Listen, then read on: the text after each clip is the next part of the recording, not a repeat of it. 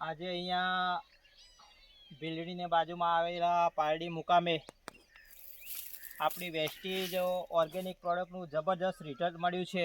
તો આપણે ખેડૂતના મુખે સાંભળીશું કે એમને વેસ્ટીજની ઓર્ગેનિક પ્રોડક્ટ વાપરવામાંથી કેવું અને કઈ રીતે રિઝલ્ટ મળ્યું છે.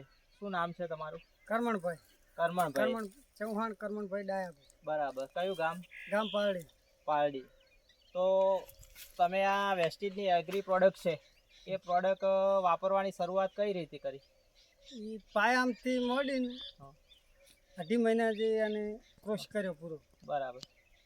તો તમને આ પ્રોડક્ટ વાપરવી જોઈએ એ કઈ રીતે ખ્યાલ આવ્યો?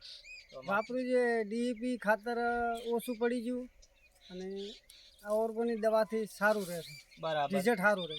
તમને ક્યારે કઈ રીતે તમે આ પ્રોડક્ટ વાપરવા માટે વિચાર આવ્યો? તમને આની પહેલાં કોઈ રિઝલ્ટ મળ્યું હતું?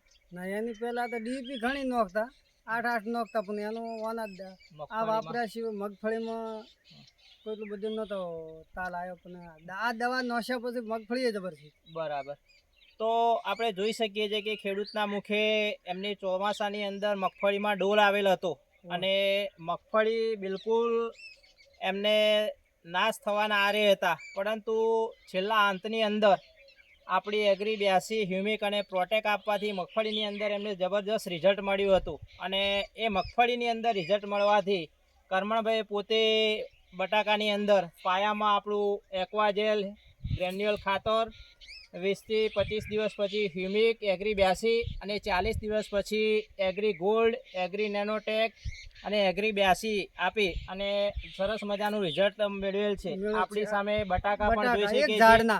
એક જ છોડના બટાકા આપણને દેખાય છે કે જે 6 થી 7 નંગ બટાકા બેસે છે અને એ બટાકા પણ કેવાય એમ કે ઓર્ગેનિક બટાકા છે, જે આપણે બટાકાનું રિઝલ્ટ અહીંયા આપણે જોઈ શકીએ છીએ નજીક.